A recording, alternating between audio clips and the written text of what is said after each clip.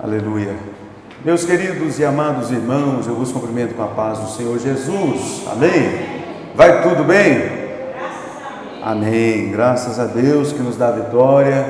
E uma vez mais nós estamos aqui reunidos na casa de Deus para juntos aprendermos a respeito daquilo que o Senhor deixou para nós. A sua palavra que é poderosa, tua palavra que é salvífica, que nos exorta, que nos renova, que nos anima a permanecermos fiéis. Louvado seja o teu santo nome.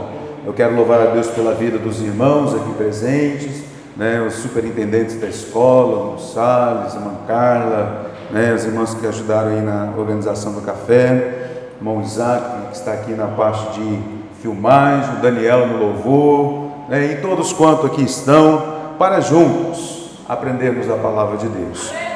O certo é, irmão, que tenha isso por privilégio, tenha isso por gozo na sua alma, de poder uma vez mais estar na casa de Deus, porque bom é estar na casa do Senhor. Certa vez o salmista recebeu alguns convites, e assim eu posso fazer uma analogia. Vamos para uma pescaria? Não estou muito animado. Vamos assistir um jogo de futebol? Não estou muito animado. Vamos à casa do Senhor? Opa! Vamos à casa do Senhor. Ele sentiu gozo, ele sentiu prazer, ele sentiu alegria na sua alma quando chegou esse convite. Vamos à casa do Senhor. Louvado seja o teu santo nome.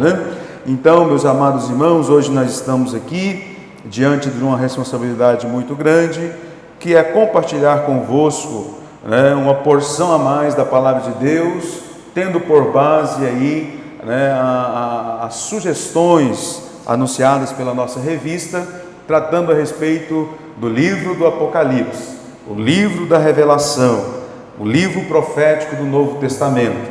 E nesta manhã nós iremos falar a respeito das orientações, das palavras e mensagens de Jesus para as igrejas que estavam na Ásia Menor, mas sabedores de que toda palavra ela é apta e é boa para o ensinamento em todo qualquer tempo, e se Deus nos permitiu até aqui chegar, e esta palavra chegar-nos até nós, é porque tem ensinamentos para nós no dia de hoje. Amém, irmãos?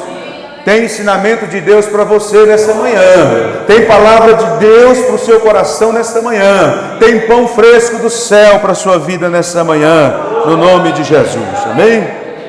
Apocalipse, uma mensagem de Cristo para a sua igreja. Já foi aqui mencionado, mas eu quero aqui relembrar-vos a respeito do cerne desta revelação dada por Cristo a João, e de João transmitida, escrita para a igreja de Jesus. Qual é o cerne, Luiz Felipe, desta passagem do Apocalipse? O cerne é: a igreja vivia tempos muito difíceis. Nero havia colocado fogo em Roma, a igreja sofreu uma perseguição, muitos anticristãos estavam surgindo, muitas heresias, muitas condenações haviam se instalado naquele momento, Então, Jesus, tendo a preocupação, tendo zelo com a sua igreja, para nos incentivar a prosseguir, ele traz essa grande revelação ao apóstolo João e fala: escreve-o e envia às 7 igrejas. Então, meus irmãos, antes de mais nada, irmão Emanuel, o livro do Apocalipse é um ânimo, é um reabastecimento para o nosso espírito, para que nós possamos continuar seguindo sempre avante, irmã Carla, enquanto igreja do Senhor, porque a nossa recompensa está logo ali na eternidade, Louvado seja o nome de Jesus. Nós não estamos vivendo nem um terço, ou nem um pouquinho daquilo que a igreja primitiva estava vivendo naquele tempo, mas a palavra de Deus chega até hoje ao nosso coração, dizendo: as momentâneas tribulações que vocês estão passando são pequenas diante do peso da glória que há de ser revelada a todos quantos permanecerem. Amém, irmãos? Então, o ensejo, o fundamento da revelação do Apocalipse é animar a igreja do Senhor Jesus.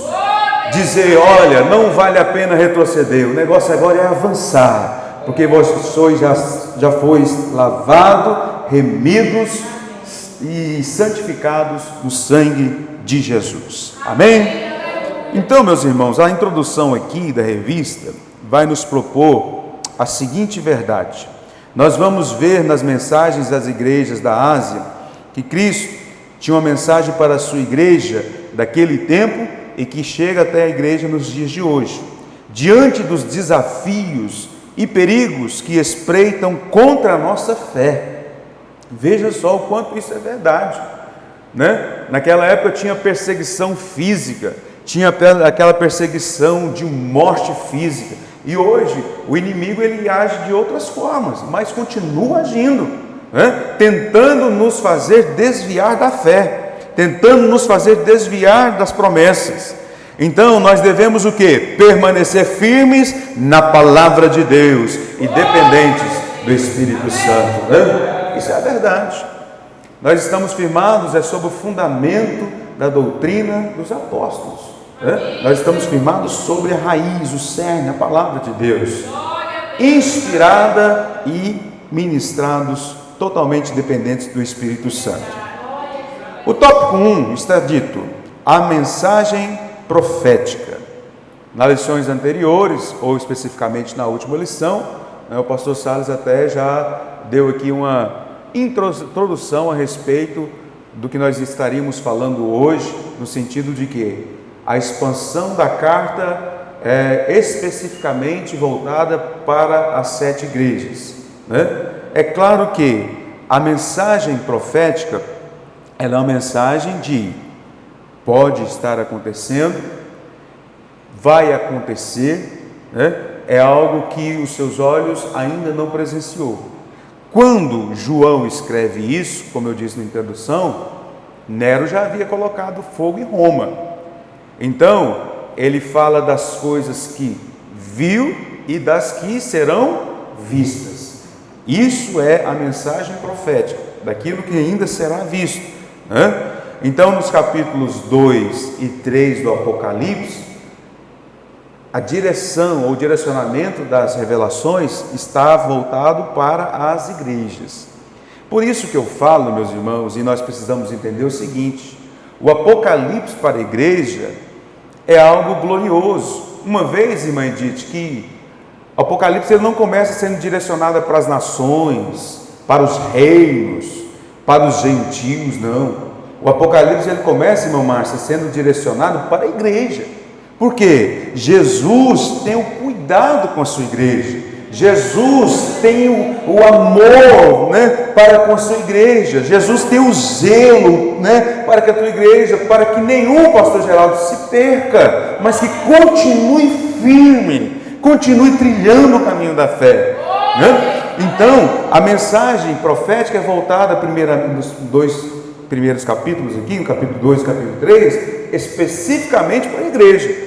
Jesus primeiro trata daquela igreja. Nós poderíamos perguntar: pastor, mas por quê? A igreja não foi salva? A igreja não foi remida? A igreja não recebeu o Espírito? Sim, mas infelizmente tem muitas coisas que têm feito alguns se desviarem da verdade, alguns ficarem à beira do caminho, alguns se esquecerem dos mandamentos, né? E Jesus ele tem essa preocupação, né? No sentido como Paulo escreveu: aqueles que estão de pé, cuidem para que não caiam. Aqueles que estão caminhando, cuidem para que não parem de caminhar. Aqueles que estão avançando, cuidem para que não retrocedam.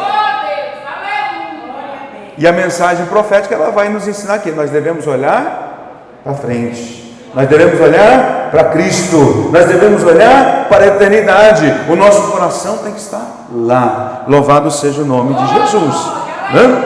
Então aqui, ainda no tópico, na introdução do tópico 1, o último parágrafo vai estar escrito assim, ó: veremos, portanto, na mensagem às 7 igrejas, o cuidado divino com a sua igreja em todos os tempos.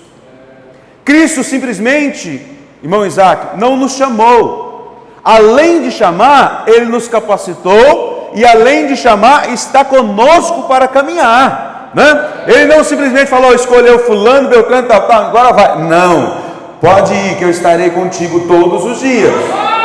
Vamos, que eu tenho algo especial preparado para vocês. Então, cuidado, irmã Edith, o zelo de Jesus para com cada um de nós. Sinta-se amado por Jesus, sinta-se abraçado por Jesus esta manhã, sinta-se como precioso do Senhor, sinta-se como uma menina dos olhos de Jesus. Louvado seja Deus. Não, Jesus tem zelo por tua vida, por isso Ele escreve e deixou escrito a tua palavra, para que nós tenhamos ânimo em prosseguir. Tópico 1.1 vai dizer: por que 7 igrejas da Ásia? Não teria outras igrejas? Por que não escreveu simplesmente a 2? Ou talvez a 3? Ou talvez a 10? Escreveu a 7. Nós já discutimos isso em lições, acho que foi na primeira lição que o Caio demonstrou e falou a respeito da completude do número 7, o término de algo que foi elaborado, finalizado em 7 dias, a obra da criação, a plenitude e a completude que há no número 7, olhando dentro de uma visão bíblica.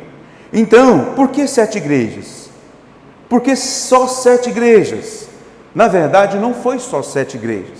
Na verdade, foram escolhidas 7 igrejas para representar ou para ser representativas daquilo que Jesus tem para cada uma das igrejas, de várias e várias igrejas espalhadas sobre a face da terra, Ali nós podemos, se nós observarmos, eu estava dando uma olhada no mapa que geograficamente mostra a localização dessas igrejas, e você vai ver que começa ali em Éfeso e vai descendo no sentido oval, A partir de Éfeso, elas vai descendo uma a uma, e vai ali chegando, contando um contorno oval, 7 igrejas próximas umas da outra, e 7 igrejas que conheciam muito bem a vida, a pessoa do apóstolo João.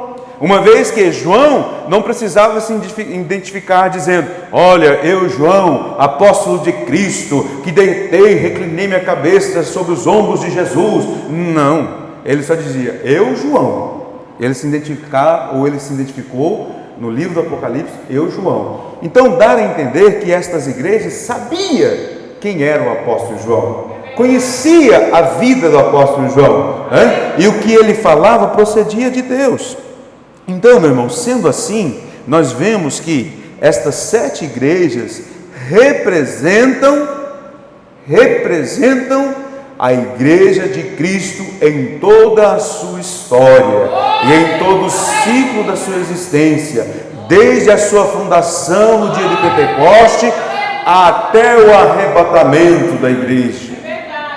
Todos nós estamos, enquanto igreja, englobados nas características que Jesus anunciou a respeito desta igreja, destas igrejas. Eu, como pastor, é a primeira igreja que eu, minha esposa, nossa família estamos dirigindo. Mas se eu perguntar a pastores que passaram por várias igrejas, eles poderão me dizer: não, Marcelinho, eu já passei por igrejas que pareciam com Esmirna. Não, eu já dirigi igrejas, pastor Geraldo já dirigiu algumas igrejas, né, pastor Geraldo? Que pareciam com Filadélfia. Não, eu já dirigi algumas que pareciam com Éfeso. Isso é verdade, mas Jesus deixou claro, a sua mensagem para todas essas igrejas, anunciando-se como sendo Ele o Alfa e o Ômega, o princípio e o fim, a raiz, o começo, aquele que ressuscitou e que vive. Louvado seja o teu santo nome, o dono da igreja. Então, meus amados irmãos, estas mensagens direcionadas às 7 igrejas mostram Cristo falando com a sua igreja em todo este tempo e todo o ciclo. É reconfortante sabermos que servimos a um Deus que não nos esquece e sempre cuida de nós. Bom, Manuel, projete, por favor, Salmos 86, verso 15. Por favor, Salmos 86, verso 15. Veja o que está escrito a respeito do cuidado de Deus para com a sua igreja, cuidado de Jesus para com a sua igreja. Louvado seja o nome do Senhor Jesus. Salmo 86. Olha lá, vamos ler todos juntos para que nós venhamos acordar. Amém? Vamos lá. 1, 2, 3.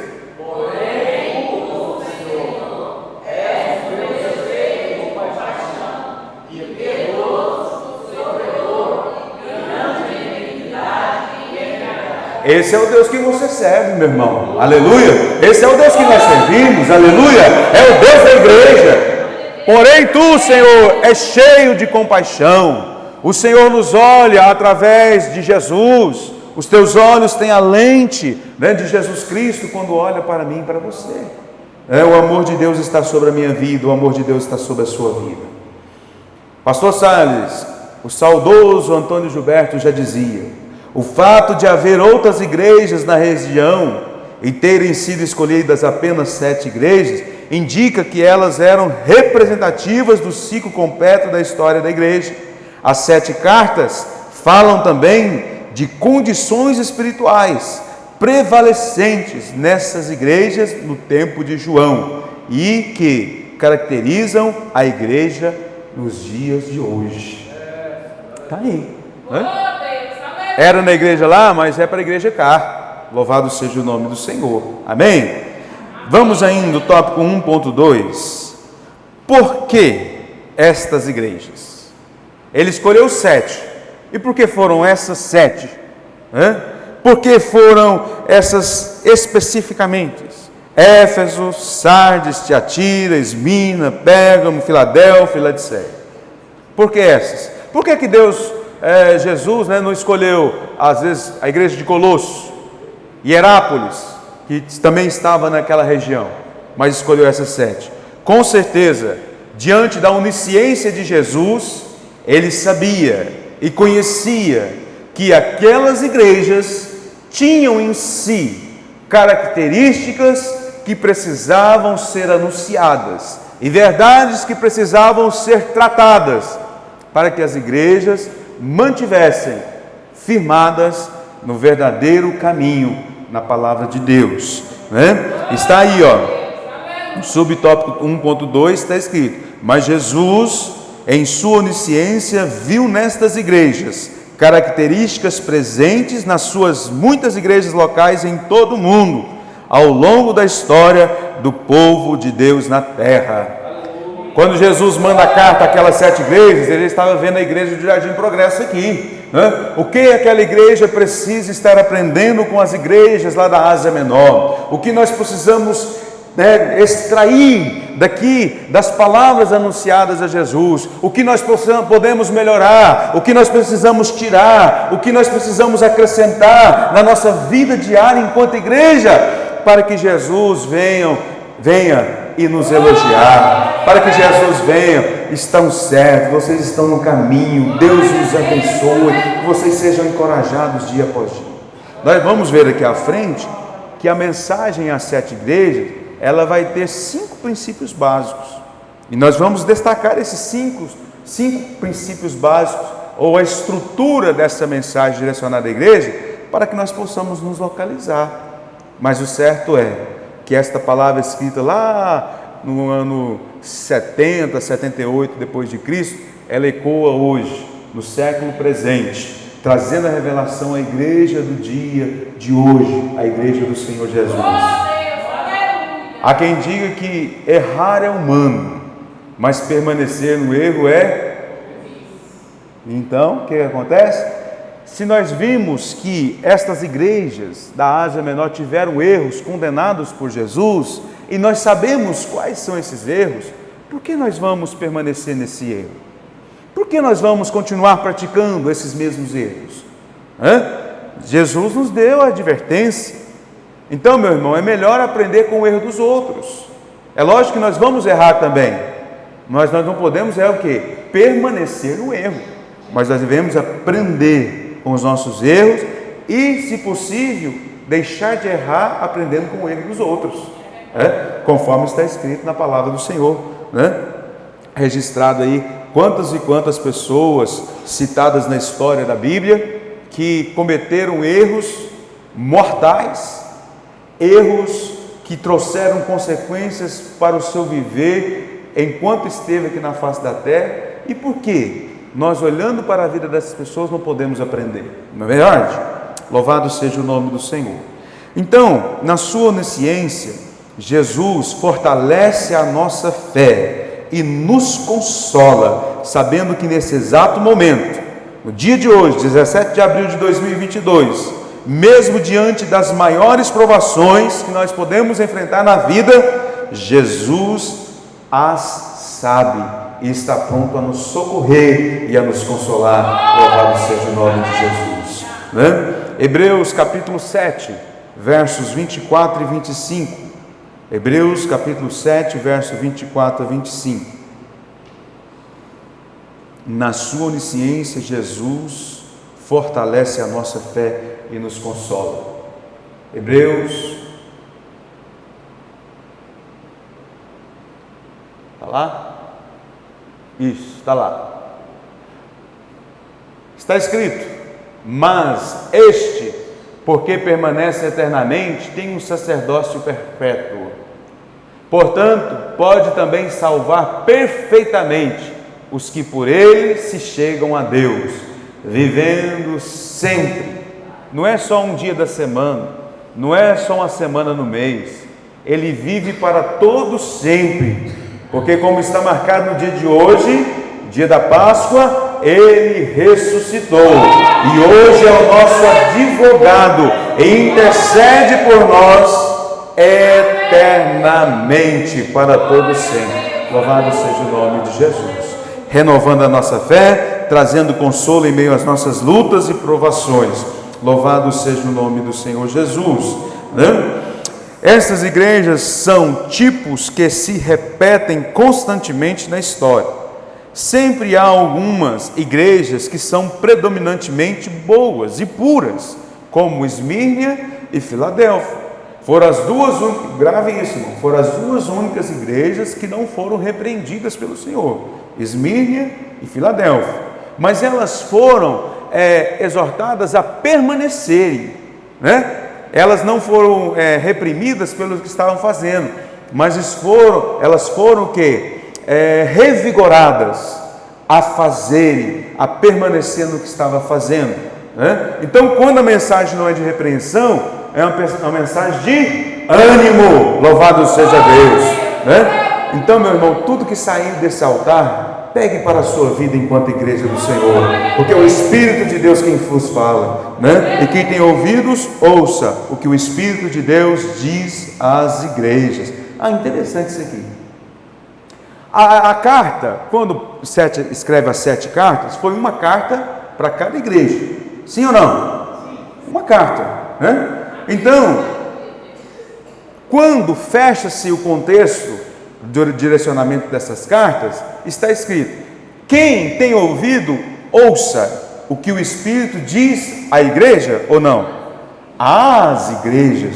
Então remete o quê? Às igrejas de toda a história, né? No sentido, é lógico, nós sabemos que a igreja é uma só, mas nós estamos falando de localização aqui, né? As igrejas aqui no Jardim Progresso, em Campinas, no Parque Amazônia, no setor oeste, as igrejas. Então, quem tem ouvidos, ouça o que o Espírito diz a todas as igrejas espalhadas sobre a face da terra. Louvado seja o nome de Jesus. E tem, por outro lado, irmão, igrejas que se assemelham como Sardes e Laodiceia, nas quais o mal preponderava e que merecem censura grave, uma chamada ao arrependimento sincero. Mas ainda existe outro grupo de igrejas que se assemelham a Éfeso, a Pérgamo e a Tiatira, nas quais o bem e o mal estavam igualmente equilibrados no seu círculo, de modo que merecem louvor quanto censura. Veja que umas receberam a mensagem de: é isso aí, vamos permanecer, não se enfraqueça, não retroceda, vamos continuar. Outras receberam: olha, vocês precisam lembrar onde vocês caíram, olha, vocês precisam consertar do vosso erro, ei, deixe a vossa vã maneira de viver, se arrependam, porque Jesus está às portas. Era o outro grupo de igreja. Mas existia o outro grupo que era formado por igrejas que tinham, sim, tinha um arrependimento, tinha, né, a parte boa e a parte má. E eu posso aqui dizer que talvez hoje nós temos, né, na grande maioria esmagadora das nossas igrejas, nós temos igrejas que se comparem mais a esse terceiro grupo, onde existe o bom e o mal.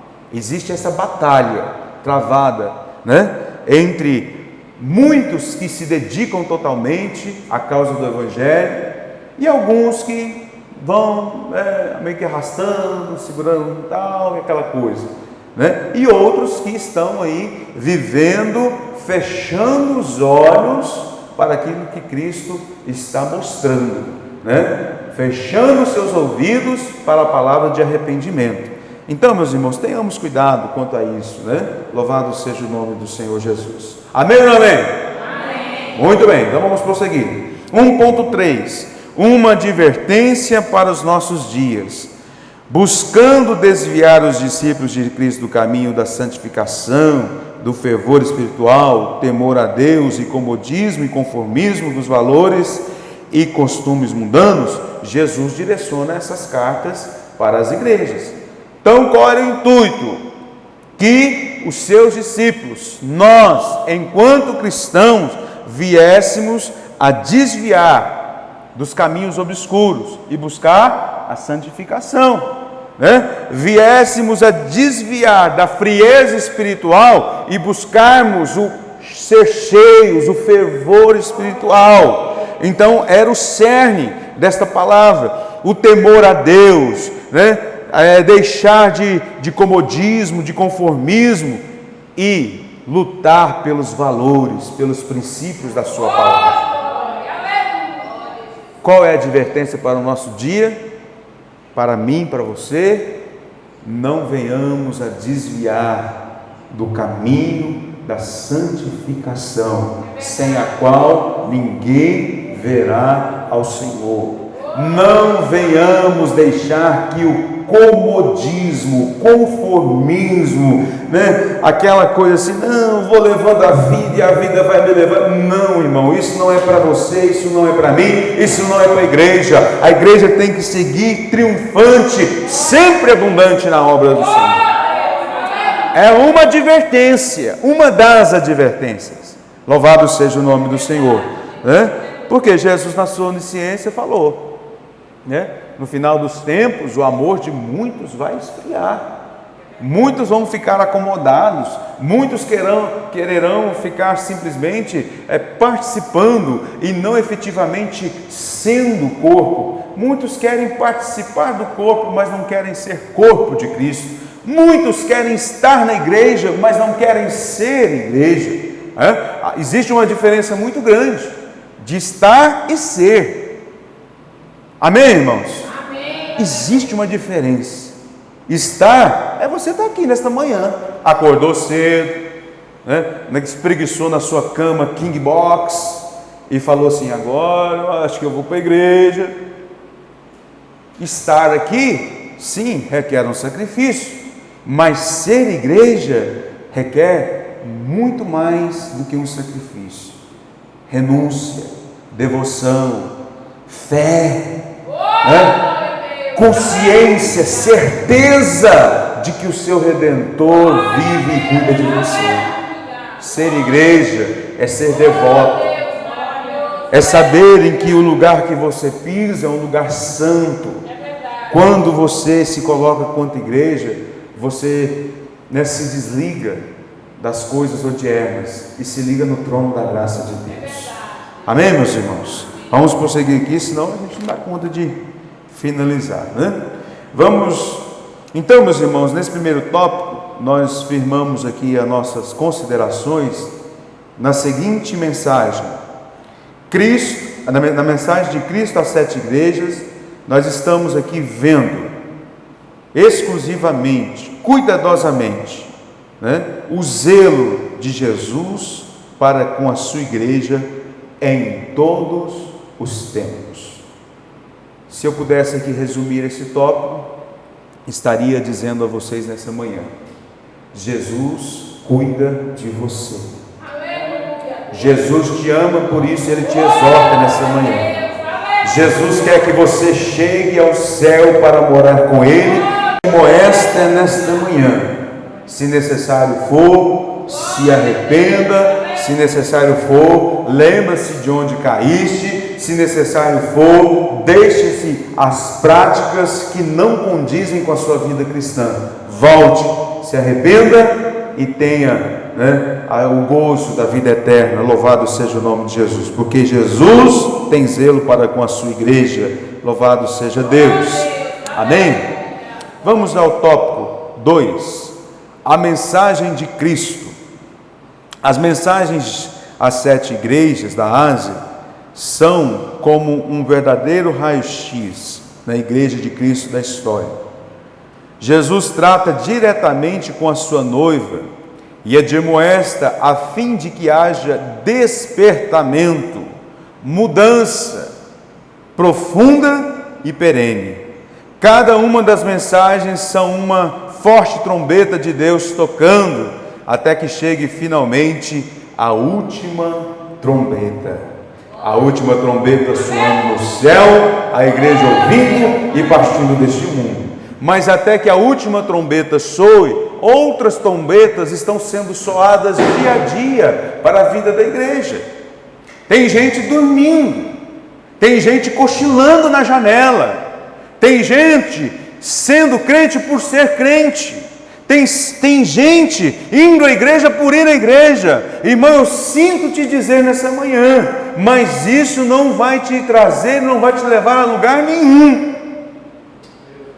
Precisamos ser igreja do Senhor, que tenha a devida reverência e devoção ao Senhor, o nosso Salvador. Foi o que Jesus está dizendo para nós. Na igreja de Laodiceia, por exemplo, ela achava que estava abastada, Ela era uma igreja que se achava rica, que achava populosa, que tinha muitos bens, era uma região muito rica e tal. Mas Jesus chamou ela de quê? Pobre, desgraçada. Você acha que você tem tudo? Você não tem nada. Então muitas pessoas acham que estão, de certa forma, do seu jeito, agradando a Jesus. Mas eu te pergunto, a sua forma está concernente com a palavra de Jesus? Eu sempre gosto de contar aqui essa simples historinha. Tem gente que vive a vida toda preparando o melhor bolo de chocolate, para que quando encontrar com Jesus no céu, ofereça-lhe esse delicioso, esse belo bolo de chocolate.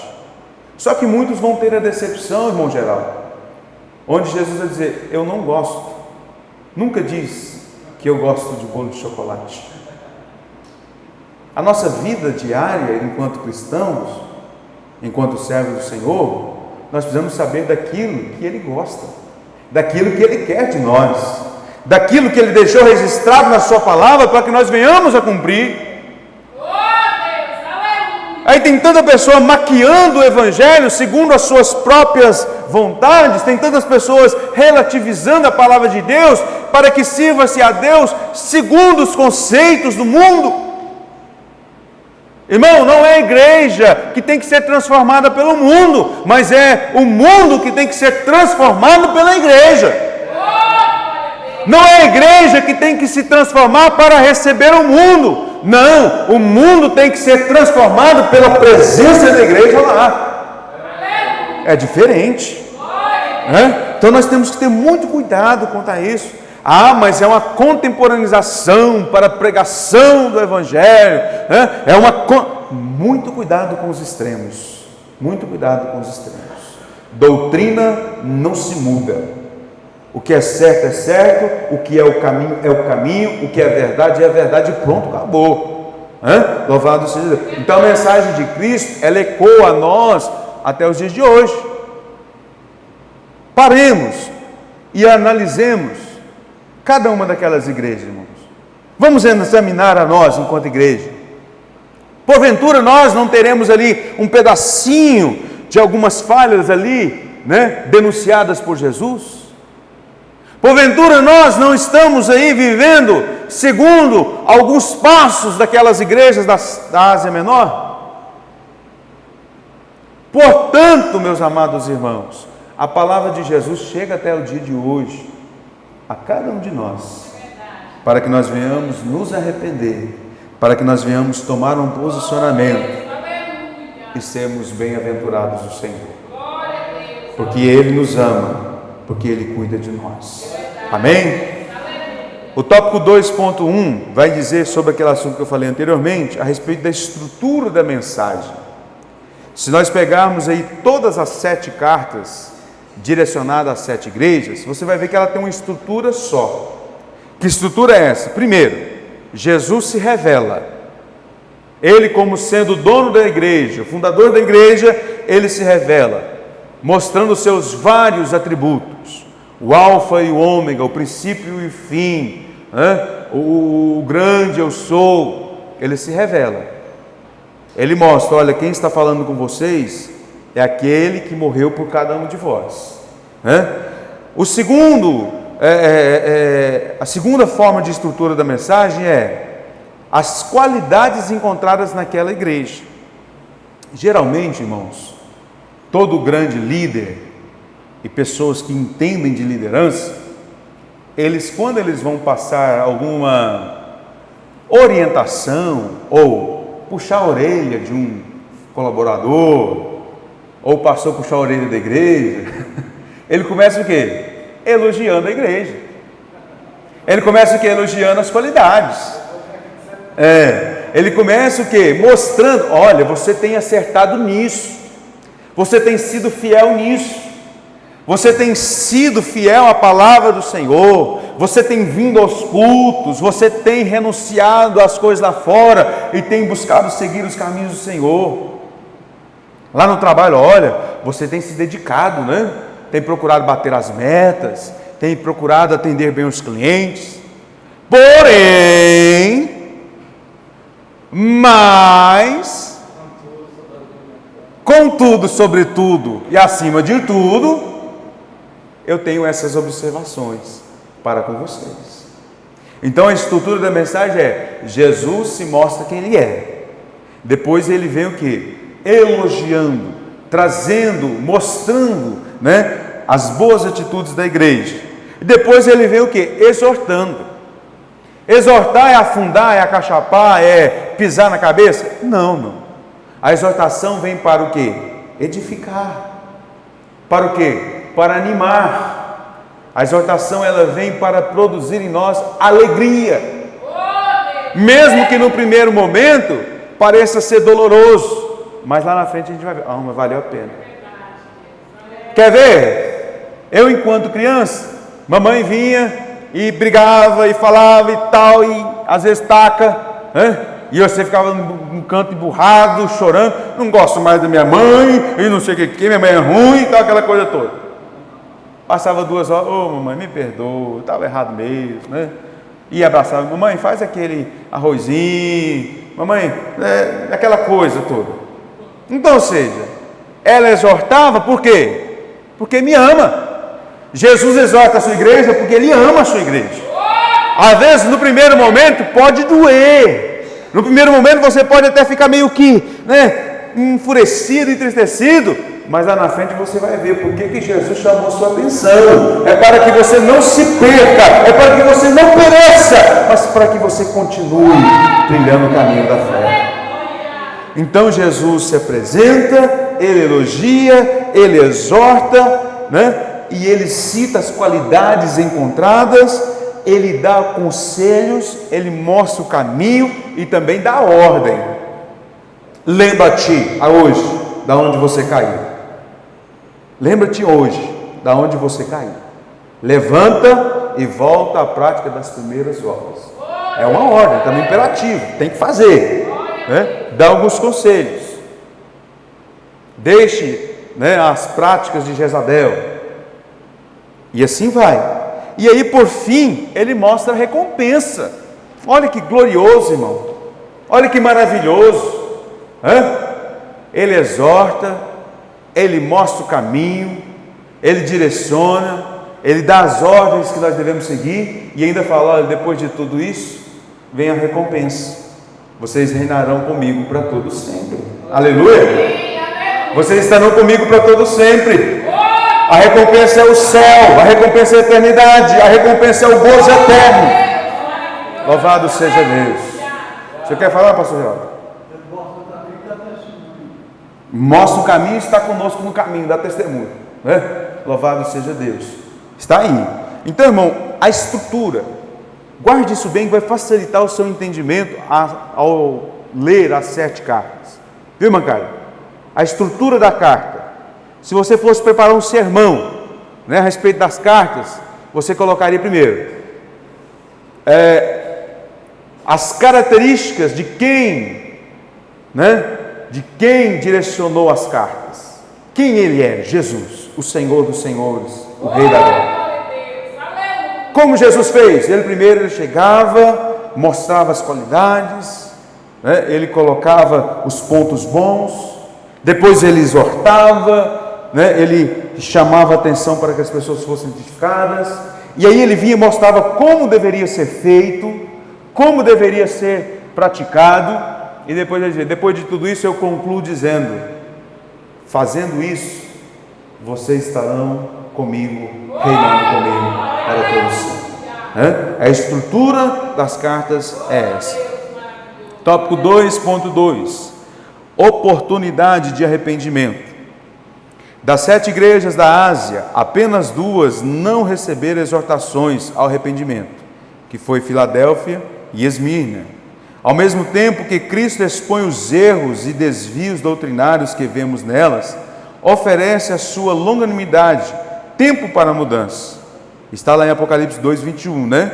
E dele tempo para que se arrependesse de sua prostituição, e não se arrependeu. Agora mesmo ele ainda espera pacientemente pelos frutos do arrependimento daquele que caiu ou fracassou em sua fé. Antes do juízo futuro, Jesus oferece em sua graça uma oportunidade. Tiago 4:8: chegai-vos a mim e eu vos chegarei a vós outros, né? Louvado seja, está lá, né? Chegai-vos a Deus e ele chegará a vós. Limpai as mãos, pecadores, e vós, de duplo ânimo, purificai os vossos corações. É o chamado ao arrependimento. Este é o arrependimento que não estava acontecendo. E se não acontecia, depois de tanta oportunidade, veio o quê? O juízo. O arrependimento, ele está linkado com as consequências do juízo. Se arrependeu, o juízo, o veredito será bom. Se não se arrependeu, o veredito, infelizmente, será de choro, né? Vamos mais, 2.3, a promessa de Cristo. A Bíblia tem muitas promessas. A primeira promessa, ainda no Éden, fala da primeira vinda de Cristo, quando ele haveria de esmagar a cabeça da serpente. Depois nós temos o derramamento do Espírito Santo, a restauração do povo de Israel, o ministério terreno do Messias, dentre muitas outras promessas. Mas nas mensagens às 7 igrejas da Ásia, todas terminam com promessas que falam da igreja reinando com Cristo. De tudo o que você tem ouvido, praticado e vivido enquanto servo do Senhor, sobre a sua vida existe o fechamento de tudo isso. E o fechamento é a promessa que você estará reinando com Cristo. Eu vou repetir porque isso é forte. Você estará reinando com o Rei dos Reis e Senhor dos Senhores. Você não estará no meio de um reino que foi fundado por homens. Não, você vai estar no reino em que foi fundado pelo próprio Deus, reinando ao lado de Jesus. Louvado seja Deus. Então, irmão, esta promessa nos basta. De tudo que nós vivemos, de tudo que nós passarmos, fiquemos firmes com essa promessa, né? O livro do Apocalipse fecha a todas essas igrejas, reinando com Cristo, e a promessa da vida eterna, com Cristo, claro, né? Louvado seja o nome do Senhor. As promessas de Cristo para a sua igreja são um conforto diante das lutas desta vida. E a certeza de que a morte para os que servem a Cristo é apenas temporária, pois está reservado para os salvos a vida eterna com Cristo. Louvado seja o nome de Jesus. Muito bem, irmão Manuel. Parabéns, irmão Manuel está seguindo ali a lição e projetou para nós a referência de João 11, 25. Disse-lhe Jesus: eu sou a ressurreição e a vida, e quem crê em mim, ainda que esteja morto, viverá. A morte física não é o fim para nós. Louvado seja Deus. É a passagem para a eternidade. Louvado seja o nome do Senhor Jesus. Amém? Então, meus irmãos, nesse tópico 2, nós resumimos que as mensagens às 7 igrejas são um verdadeiro raio-x da igreja de Cristo em todas as épocas. Jesus, sendo onisciente, Ele conhece a sua igreja, Ele conhece a mim e conhece a você, Ele conhece as suas motivações, Ele conhece o porquê de que você veio à igreja esta manhã. Ele sabe. Ele sabe. Então vamos ao tópico 3. E aqui, né, irmão Salles ainda me deu mais um arroxo aqui. Falar sobre o Espírito Santo, né, irmão? Sem o Espírito Santo a igreja não existiria mais. Isso é verdade. Ou seria meramente um clube, ou como diz alguns artistas, né, um fã-clube de Jesus. Alguns dias atrás, uma das celebridades aí da mídia falou que admira o fã-clube de Jesus. É misericórdia. Olha a que ponto nós chegamos, né? Eu até acho bonito o fã-clube daquele cara, mas eu aceito ele todos os dias. E aquelas coisas todas. Meus irmãos, nós não fomos chamados mais de servo, porque o servo não sabe o que o Senhor faz, mas fomos chamados de filhos, né? Cordeiros de Cristo, em Cristo Jesus, cordeiros com Cristo. Então, tem muitas coisas que são colocadas, que as pessoas não sabem o que estão falando, por ignorância do conhecimento da palavra de Deus. Nós não somos simplesmente uma carcaça física, um esqueleto que anda para lá e para cá. Não, né, Luiz Felipe? Nós somos o templo do Espírito Santo. Aleluia! Nós somos templo do Espírito Santo, a habitação de Deus nessa terra. Aí, por exemplo, nós também já aproveito a ocasião, irmão, para ensinar a igreja algo. Quando nós nos reunimos, nós não precisamos no sentido de falar assim, vamos pedir a presença do Espírito Santo. Uma vez que, se eu e você somos templos do Espírito Santo, o Espírito Santo já está em nós. Amém? Amém ou não amém? Então, quando nós nos reunimos, vamos pedir o quê? A manifestação do Espírito entre nós. Tá? Então, os irmãos gravem isso. Porque às vezes nós vimos os irmãos, vamos pedir para que o Espírito... Não, o Espírito Santo já está em nós. Precisamos pedir a sua manifestação entre a igreja, entre nós. Então o tópico 3 vai dizer a mensagem do Espírito Santo. O Espírito Santo tem um papel vital na igreja de Cristo. Sem o Espírito Santo a igreja não mais existiria. Ele é o Consolador que nos dá poder para fazer a obra de Cristo neste mundo e ao mesmo tempo prepara a noiva para o arrebatamento. Louvado seja o nome do Senhor Jesus. O outro Consolador, depois da última ceia, Jesus confortou e instruiu os discípulos que estavam aflitos com a proximidade da sua partida. Os evangelhos, meus irmãos, nós temos os evangelhos por Mateus, evangelhos por Marcos, por Lucas, e cada um deles trata, mesmo tendo algumas citações que aparecem nos 3 ou 4 evangelhos, são sinópticos, né? Fala. Mas na verdade o Evangelho por João, ele tem um caráter muito específico. Ele trata de alguns milagres exclusivos que Jesus operara, né? E especificamente ele trata daquele drama da proximidade da sua partida. Que drama é esse? Em que os discípulos que acompanharam Jesus por todo o seu ministério na face da terra, por aqueles 3 anos e meio, Jesus estando com eles presencialmente, agora pois, em poucos momentos, em poucos instantes ou horas, Jesus não estaria mais com eles fisicamente.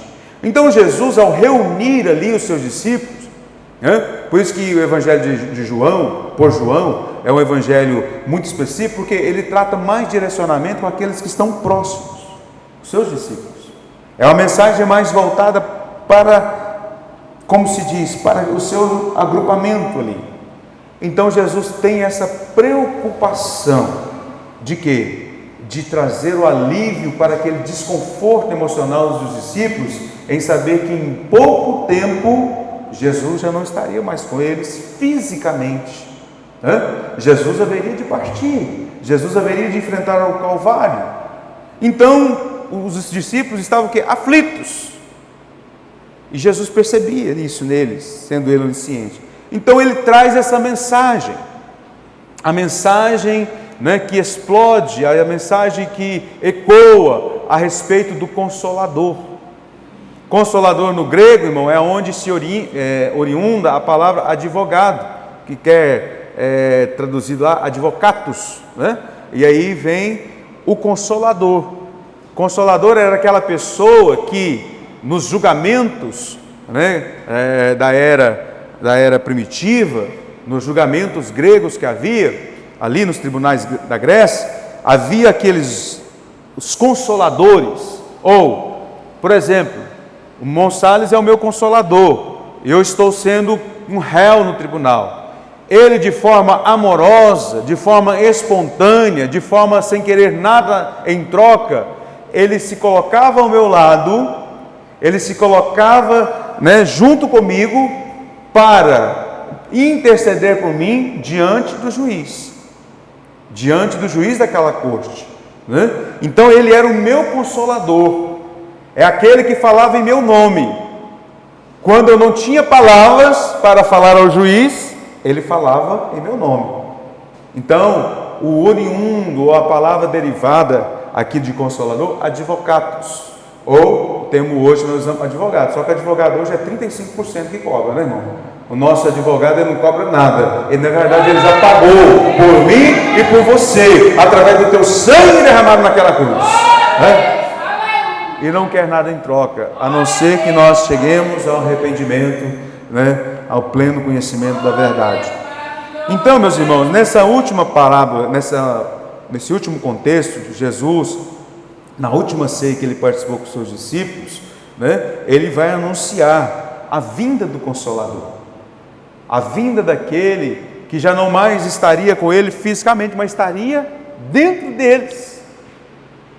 Aí eu vos pergunto, é melhor você ter alguém do lado de fora, que você está vendo, que você, né, às vezes ou outra, você pode se apartar dele um pouquinho, porque às vezes ele vai para um lado e você está aqui em outro lugar, ou é você ter alguém que está dentro de você, porque onde você estiver, ele é a sua sombra, ele está contigo, né? Então Jesus, ele vem trazendo essa mensagem de conforto. Olha, vocês não vão estar me vendo fisicamente, mas eu estarei em vós, através do Espírito Santo, né? Os seus olhos não te veem, mas o seu Espírito testifica do meu Espírito, e eu estarei convosco todos os dias até a consumação dos séculos, né? Louvado seja o nome do Senhor Jesus. Então o Espírito Santo faria eles lembrar de tudo o que o Mestre vos ensinou, né? Testificaria de Cristo e convenceria o mundo do pecado, da justiça e do juízo. Tudo isso deixa claro que, sem a presença do Espírito Santo, a igreja não teria sobrevivido a tudo o que passou nestes 2000 anos e chegado até aqui. Sem o Espírito Santo, irmão, nós não conseguiríamos. a igreja não teria triunfado como tem triunfado até o dia de hoje. Por quê? É o Espírito Santo que convence, é o Espírito Santo que testifica, é o Espírito Santo que traz à nossa mente daquilo que nós temos aprendido para falar, para pregar o Evangelho da salvação. É o Espírito Santo que nos convence da justiça e do juízo de Deus.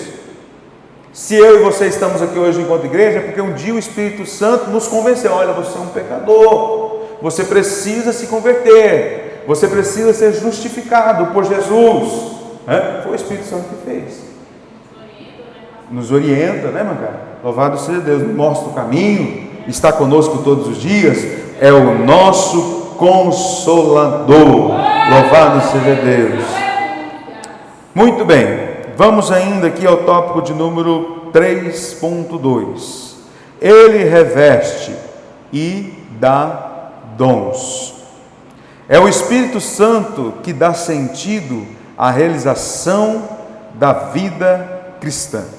Só após o revestimento de poder, os discípulos estariam prontos para serem testemunhas de Jesus. Lucas 24, irmão Manuel, 49. Olha a ordem de Jesus, né? Quando ele apareceu aos seus discípulos após ressurreto. E eis que sobre vós envio a promessa de meu Pai. Ficai, porém, na cidade de Jerusalém, até que do alto sejais revestidos de poder. Sejais revestidos de poder. Ficai na posição, esteja na posição, permaneça na posição, para que você seja revestido de poder. Louvado seja o nome do Senhor Jesus. Ao ser revestido de poder, o cristão fala em línguas que são concedidas pelo Espírito Santo. Os dons espirituais são do Espírito Santo e ele reparte na igreja como quer. Paulo, escrevendo aos 1 Coríntios 12:11, vai dizer: agora, meus irmãos, é importante ser dito: dons não é para que nós venhamos nos vangloriar. Eu tenho um dom de cura, eu tenho um dom de profecia, eu tenho um dom de revelação. Não. Os dons distribuídos pelo Espírito à igreja é para que a igreja seja edificada. Não é para que aquele que tem os dons seja aplaudido. Não. Se você tem um dom, louve a Deus com esse dom na vida do seu irmão, né? Ministrando sobre a vida dele, não para que você seja reconhecido. Eu vou atrás daquele irmão porque aquele irmão tem um dom e pode vir mesmo que eu tenho um dom, né? Aquela coisa. Não, nada disso. O Espírito Santo de Deus reparte dons para a igreja, para que a igreja seja edificada e permaneça na verdade. Amém, meus irmãos? A igreja primitiva não dispunha de nenhuma das facilidades tecnológicas que possuímos, mas evangelizou o mundo de sua época, porque tinha o quê? Poder. Poder. Que advém de um relacionamento de comunhão e dependência com o Espírito Santo de Deus. Esses dias eu estava vendo estava vendo um estudo, e o pastor que ali ministrava, ele contou, né, numa certa ocasião, que um amigo dele, pastor, foi em Roma, e chegando lá foi visitar, né, a Basílica de São Pedro. É a mais portentosa, né, portas de ouro, paredes e tal, aquela coisa toda. E o guia que estava dirigindo aquele pastor falou para ele assim: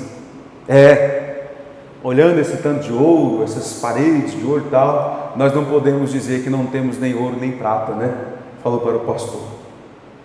E o pastor virou para ele: mas será que vocês podem dizer que não tem ouro nem prata, mas dizer levanta e anda? Há poder em suas mãos para isso? Há poder na sua vida para isso? Né? Assim é a vida da igreja, irmãos. Com tanta tecnologia para pregar o Evangelho, nós temos as ferramentas, mas será que nós temos poder discernimento para usar essas ferramentas. A igreja primitiva não tinha WhatsApp, não tinha internet, mas pregava com poder e glória. A primeira pregação de Pedro, 5.000 almas se renderam ao Senhor. Poder, relacionamento com isso. Nós entendemos o que faz de nós não é Instagram, não é Facebook, não é internet, é poder de Deus sobre a vida da igreja que faz com que a igreja prossiga e cresça. O pastor, ele deixa um pastor Pon Young Shu, né? Aqui fala David Young Shu. Passou a ser, exatamente. Muito bem. Foi mesmo. Tem essa história mesmo. Ele vai dizer num testemunho, irmão, estamos finalizando aqui, viu? 2 minutinhos nós fechamos aqui. Escute isso aqui, igreja. Preste atenção. Olha o que ele diz a respeito do crescimento da igreja. Ele presidiu a maior igreja do mundo. Ele criou uma para 500 mil, mas depois teve que ampliar para 800 mil membros. 800 mil membros em 30 anos. Olha o que ele vai dizer, o que fez com que essa igreja crescesse de tal forma. A única razão que me capacitou para construir uma igreja para mais de 500 mil membros em menos de 30 anos foi porque a maravilhosa manifestação do Espírito Santo fluiu através dos dons de revelação, dons vocais e de poder do céu. Igreja sem a presença do Espírito Santo, irmão, não é nada. Nós sem a inspiração, o poder do Espírito Santo, não somos nada. Então, enquanto esse crescimento acontecia, ele não batia no peito dizendo, eu sou o cara, não. Nós dávamos glória a Deus. Nós glorificávamos ao Senhor por cada alma que ia se rendendo aos pés dele. Esse foi o fundamento do crescimento daquela igreja. O poder do Espírito Santo no meio da igreja. Porque, irmão, é o Espírito Santo que convence, é o Espírito Santo que transforma, é o Espírito Santo que traz alegria, é o Espírito Santo que mostra, é o Espírito Santo que intercede. Então não podemos de forma alguma desprezar a presença e o poder do Espírito Santo de Deus. E aqui por fim, finalizando, o Espírito Santo prepara a noiva para o arrebatamento. Se assim posso dizer, para quem entende de maquiagem, para quem entende de adornamento, de endereçamento, adereçamento, o Espírito Santo faz isso com a igreja. Ele tira uma ruguinha aqui, ele corta um cabelo que está desfiado aqui, ele apara uma barba que está meia fora, ele arruma uma goma que está fora, uma gola que está fora do lugar, ele passa uma roupa que está amarrotada, ele limpa um sapato que está sujo, para tudo isso, que a tua igreja esteja preparada para encontrar com o noivo. É o Espírito Santo de Deus que adorna sua noiva. É o Espírito Santo de Deus que nos mostra como devemos estar para encontrar com o nosso noivo, Jesus Cristo, o nosso Senhor. Amém, meus irmãos? Vamos ficar de pé em nome de Jesus. Desculpe, eu passei uns minutinhos, mas é porque, como diz a palavra de Deus, tenho muito ainda a vos falar, mas o tempo ainda é pouco, É bom, mas nós precisamos ser prudentes, meus irmãos? E nós, em nome de Jesus, teremos novas oportunidades. O certo é que eu louvo a Deus pela vida de cada um dos irmãos, pela vida desta igreja, que tem dado a devida atenção ao estudo da palavra de Deus, e quero convidar os irmãos que participem mesmo, que frequentem a escola bíblica dominical, porque Deus tem a revelação da sua palavra no nosso coração. Amém? Então, Deus abençoe a sua vida. Pastor Salles pela condução, irmã Carla, Márcio, preparação do café, irmão Manuel na sonoplastia, irmão Isaac aqui na filmagem, e todos quantos aqui participaram. Deus abençoe a sua vida. Logo mais à noite nós temos o nosso culto de adoração e louvor ao nosso Deus. O culto hoje está na direção da juventude, dos jovens e adolescentes da igreja.